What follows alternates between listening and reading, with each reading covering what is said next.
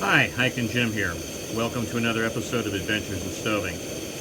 You are looking at the flame on a Kovea Hydra. And the Kovea Hydra is a dual fuel stove. It runs on either canister gas or on white gasoline. Now, this stove comes with a 5.5 inch tall windscreen. That's about 14 centimeters. It's a fairly tall stove, and I'm thinking that 5.5 inch windscreen just isn't tall enough.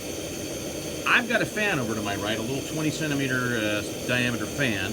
That's about 8 inches fan. And let me turn that on and let's see what happens with the flame.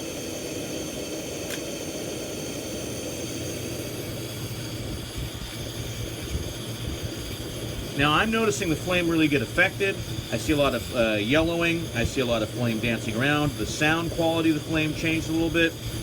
So I'm thinking that the windscreen is just too low. You want 75% coverage on your pot, so that the windscreen should extend up 75% of the height of the pot along the side walls of the pot. If you have less than that, you're probably not going to get adequate coverage, and I'm not seeing really good coverage here. Let's turn that fan off again. Give it a second. See, now the flame's stabilizing. It's more of a blue flame, a lot less yellow. It's not dancing around. The sound is kind of settled down. So I'm thinking this is just a little bit too short of a windscreen for this tall of a stove.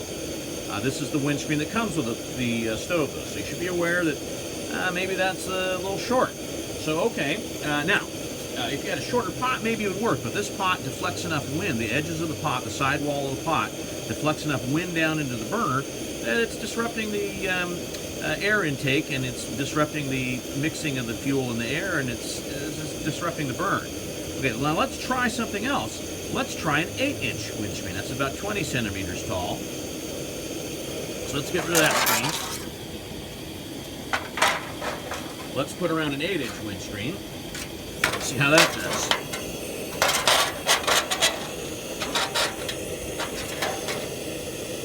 So that is an 8-inch, about 20 centimeter tall windscreen. This is a Vari-Vent windscreen from Trail Designs.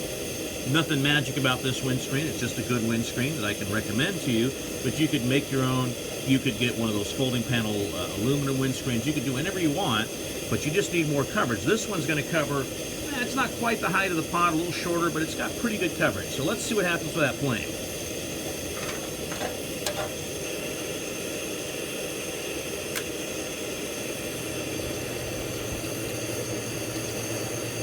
Now, it's still getting some moving around in there, but that's a lot better. You're not hearing the sound quality change. You don't see flames shooting up the side of the pot, the big yellow flames shooting up the side of the pot. So you're getting some distortion, and I could probably, I could close it up more, but if I close it up more, which will give me better protection, you won't be able to see what's going on with that flame. So, anyway, that's definitely, that's a much more stable flame.